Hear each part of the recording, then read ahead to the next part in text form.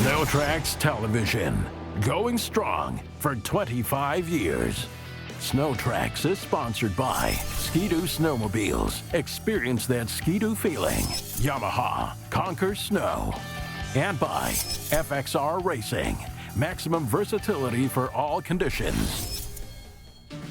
There aren't many companies in the power sports industry as a whole that have a legacy as powerful as Arctic Cat. From its beginning to its bankruptcy, to its powerful employee-backed comeback, to its pursuit of racing success, Arctic Cat is more than a brand. So today we wanted to take a closer look at what the legacy of Arctic Cat Snowmobiles is, and then look deeper into a few of the sleds that we believe truly shaped Arctic Cat. Then we'll take a look at some sleds we believe are proof Arctic Cat's legacy will carry on long into the future. So I guess the first and most important question we need to answer in the context of this story is, what is Arctic Cat's legacy? And I think that you've probably ridden more Arctic Cat sleds than we have combined. So what do you think it is? There's no question in my mind what Arctic Cat's legacy is. It's pushing the market and breaking rules and bringing out more power. Every time that there's been a step up in power in the snowmobile marketplace, almost without exception, it's been Arctic Cat who's pushed and shoved on it. 88 Wildcat comes out and sets the market on its ear. Nobody thought that anybody would be crazy enough to build a snowmobile that powerful. And then the really interesting one was the 1993 Thundercat, 160 horsepower. No one, that was like crazy kind of stuff, but it pushed the market and everybody had to come and play. Everybody's had to respond. So they've been good at putting the competition back on their heels and making them respond to their power increases. For sure. And I mean, as a kid growing up on snowmobiles in the 80s, I remember having this almost deep-seated like awe of Arctic Cat sleds, because every time a new one showed up, it's like, that thing is going to be the fastest one out there. And always being excited once I turned 12 to maybe get to pull one down the lake and squeeze it wide open. So I think that makes perfect sense and encapsulates Arctic Cat's legacy perfectly.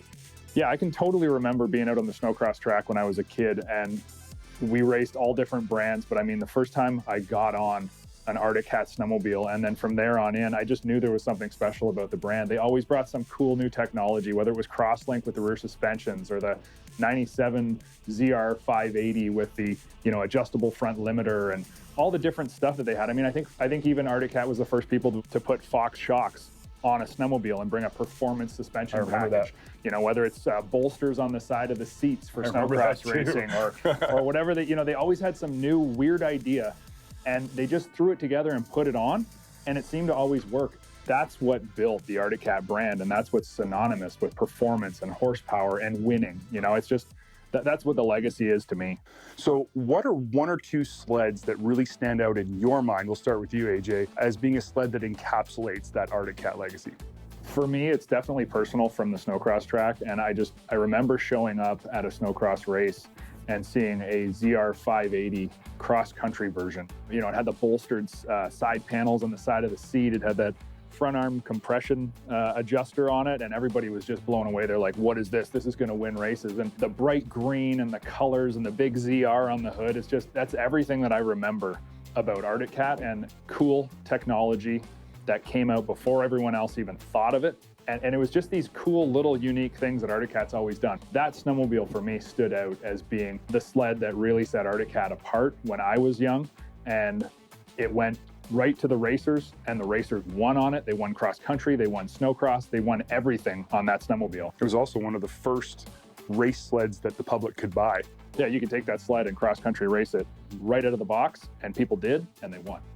I think for me it'd be the ZR 900. I mean, what more proof of just raw unrefined horsepower is a 900 twin, right? When everybody was struggling to make twins work and not vibrate and fall apart and make more power. Well, they vibrated. They still vibrated. That's true. But I mean, for Arctic Cat to come out and say, we're not just going to do it like everybody else. We're going to come with the biggest and the baddest, a 900, and blow everybody's doors off. That was bigger than most people's triples at the time, right?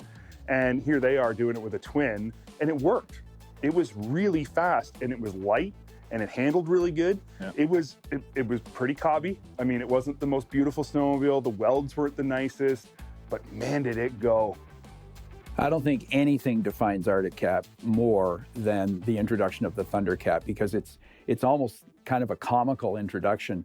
When they put that motor in, I remember being at the factory when the first ones were coming off the production line, and they didn't have a manipulator to lift the motor. The motor was heavy. It was like a small car engine, and they had the biggest guys who worked at Arctic Cat taking them off the cart and putting them in the bulkhead using their arms and their back. And they told us that the guy could only do that for half the day. At lunch, they had to switch a second guy to lift that motor in. That motor was formidable. It was incredibly powerful. So, I mean, when they put it in that chassis, they had all kinds of issues. I personally remember kicking the track out of a Thundercat on Kevlar Lake at 100 miles an hour and riding the slide rails. There was durability issues all over the place with the prototypes. But you know, that team got it together, and when they delivered that thing to the market, there was a lineup a mile deep to get one of the very first T-Cats, because they were the benchmark. That was it. So what does it take for a company like Arctic Cat to build a legacy like this, besides just stupid fast snowmobiles? Well, in as much as Arctic Cat was very good at pushing the competition to respond to them, I think that Arctic Cat demonstrated a lot of maturity in that when they saw the competition taking advantage of them in the area of quality and fit and finish and those kind of tangibles, they responded. They got back in the game and started to deliver stuff that met the competition head on in those categories. I think also a lot of what it comes down to is the people at Arctic Cat. I mean, we know, because we know them all, these people were passionate snowmobilers. That's what they did. That's what they loved. And that's why they worked at Arctic Cat, was because they wanted products that were better than the competition. So when somebody did something better, it wasn't just about, for business sake, we need to build a better product, we need to improve our product. It was a pride thing for the people at Arctic Cat. We want to be the best, so they worked hard to be the best. Absolutely. And I mean, they always had their competition right in their back door too, with Polaris being right there, right down the road. And the birth of both of those companies being so closely linked. But I think there's another area, and it's quality, fit and finish, refinement. And that's really where Arctic Cat has come to today, is that they used to be known for products that worked. They weren't necessarily pretty, they weren't fit and finish. Nowadays, you look at an Arctic Cat snowmobile and it's high quality, it's finished well, it works properly, it's not always in the shop, there's not issues, you know, but they're still stupid fast, they're wicked, wicked fun to drive, and it's that passion of those people and their history of performance that's still boiled down, and that's what an Arctic Cat truly is. And maybe the most important question of all is, what products prove that Arctic Cat is going to carry this legacy on into the future? What have we all seen recently that proves they're still there and they're still pushing, and this is still going to keep carrying on? I would say the number one sled that I see in the past few years is definitely the limited build El Tigre 6000. When it first came out, Mark and I were at the introduction, and we were talking to the engineers who came up with that C-Tech 2 slot skirt design. They've taken that big horsepower focus and they've added in reliability with the slot skirt design, being able to get oil on that top bearing and maintaining that reliability. And the snowmobiles moving forwards, especially that 6000 DSI motor, is just absolutely flawless, works great, is a super, super performer. I mean, we've had zero issues and heard zero issues about that snowmobile, and now they've even branched out and gone to a bigger one. And I think for me, that bigger one is, again, proof. It took Arctic Cat a long time to come out with that DSI 800 C-Tech 2 motor, but the reason it took them a long time was because they didn't want to release a motor that was going to fail and that wasn't going to survive, because the 800 they had was a known performer. People revered that motor as being super, super good, but it wasn't really reliable and it wasn't efficient, right? So the new motor had to be reliable, efficient, and a good performer. And that just shows that whole encompassing idea that Arctic Cat can't just be performance. It has to be all of these things as they move into the future. I think it's pretty obvious that the big hallmark statement that Arctic Cat has made recently is the return of the Thundercat. I mean, let's not mix any words about it. It's 180 minimum horsepower. The thing hauls. It is crazy fast. It has got great reliability, great belt life, good clutch life, but it is the benchmark in the industry for power, speed, acceleration. It's the bomb. The Thundercat is Arctic Cat. That just makes the statement. End of story.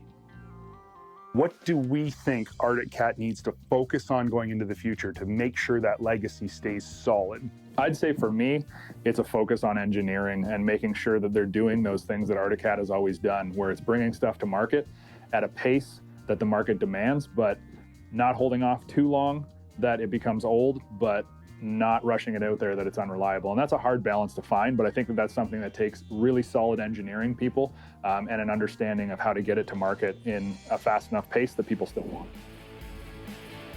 I think for me, it's that they've got to make sure that the products they're building are coming from that deep-seated passion within the company. So the people in the company are passionate about what they're designing, what they're building, and the reason they're passionate about it is because it's products they use. That's where Arctic Cat's legacy came from. That's where it needs to continue on from. Admittedly, snowmobiles are getting really good. I mean, as a genre, snowmobiles in the whole sense are really getting good. That means it's harder to innovate. That means it's harder to bring something new to the market.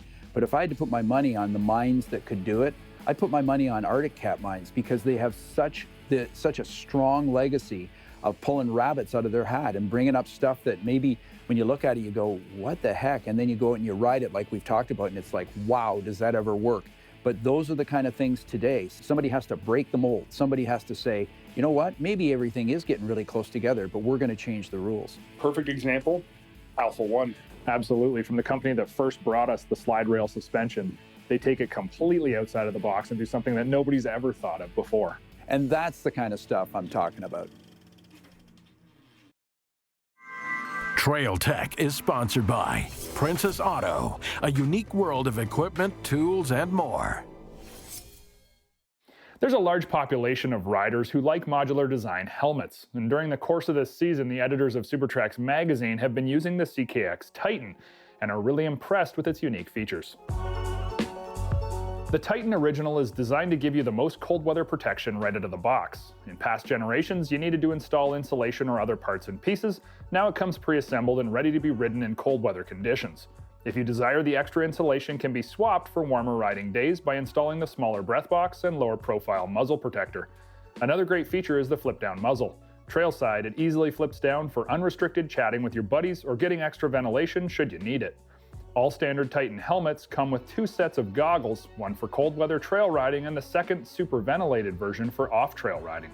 This season there's also an optional photochromatic ventilated goggle lens that doesn't just cut the glare on sunny days, it also corrects the amount of light coming into your eyes automatically, something you don't find on too many other modular helmets.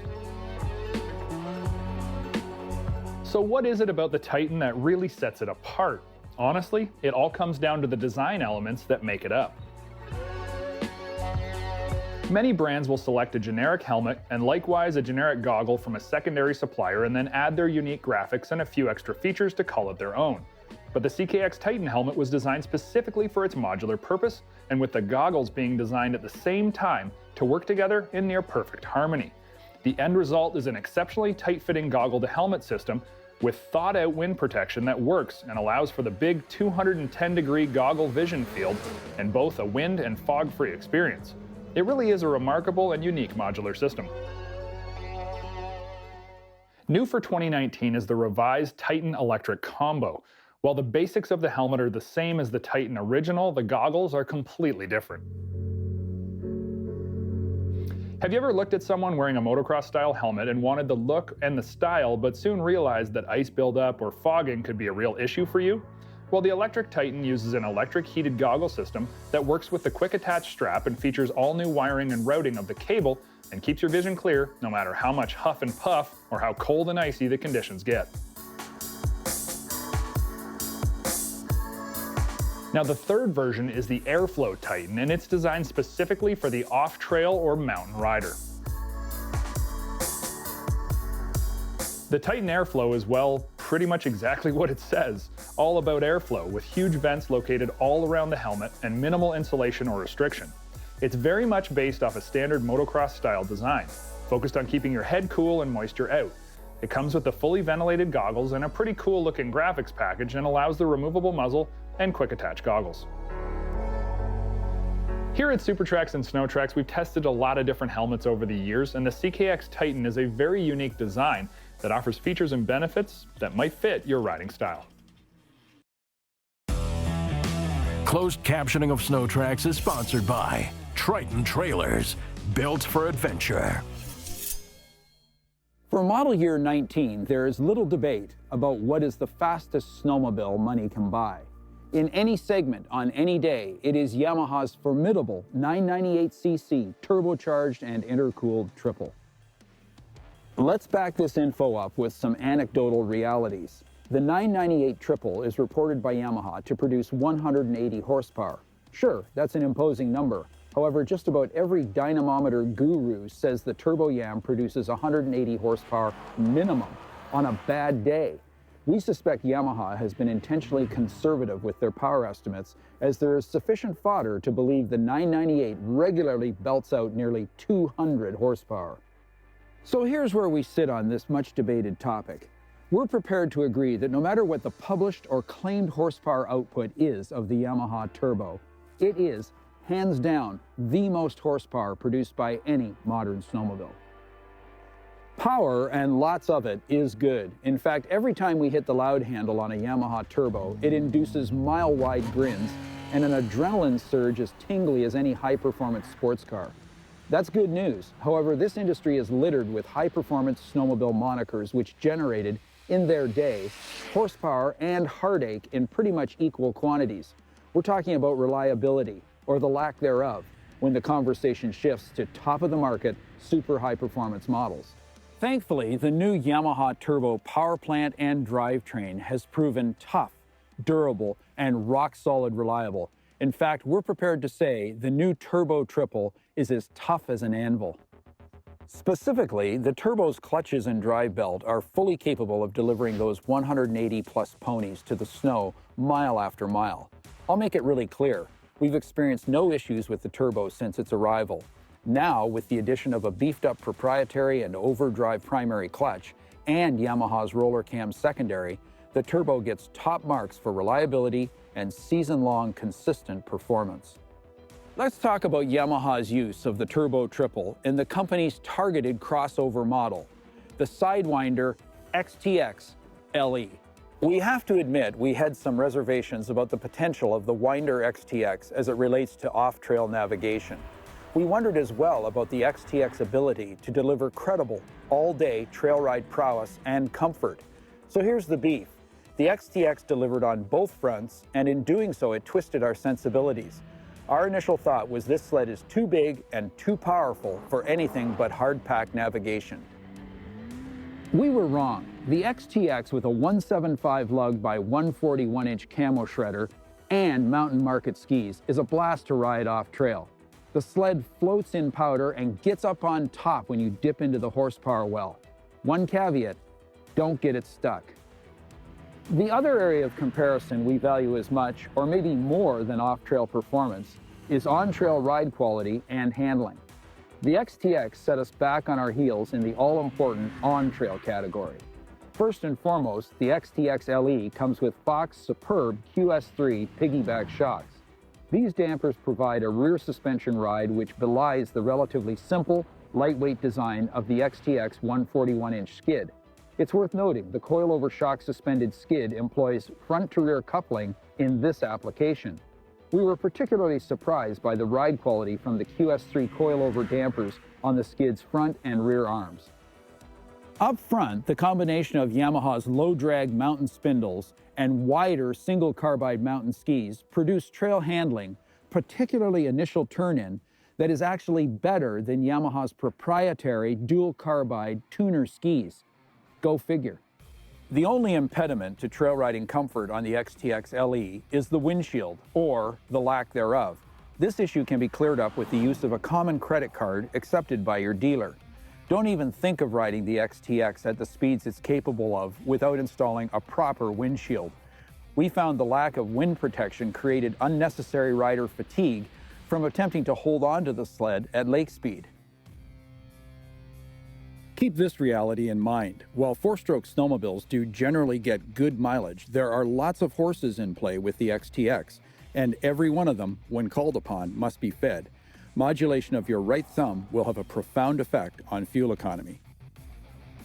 While our enthusiasm for the X-TX LE has grown this winter to an unexpected level, Keep in mind this is not an inexpensive snowmobile, nor is it a ride for the faint of heart. Owning what is hands down the fastest crossover sled in the industry will flatten your MasterCard in direct proportion to the rate it inflates your ego. There is something special about showing up on the fastest sled money can buy. However, you need to ask yourself if you're ready for this kind of unadulterated supercar thrust. It would be in your best interest to be judicious and wise about when and where you explore the full extent of the Sidewinder X-TX LE's power.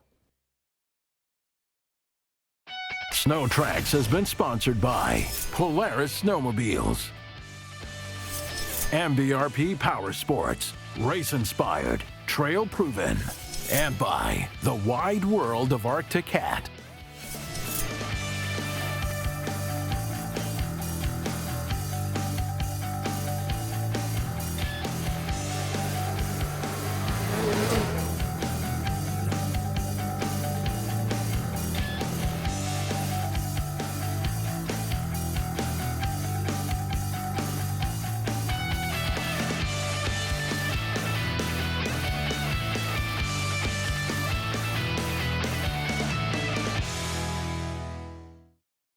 If you enjoyed that video, make sure you hit the like button and then subscribe to SnowTrax TV's YouTube channel that's constantly being updated with fresh content.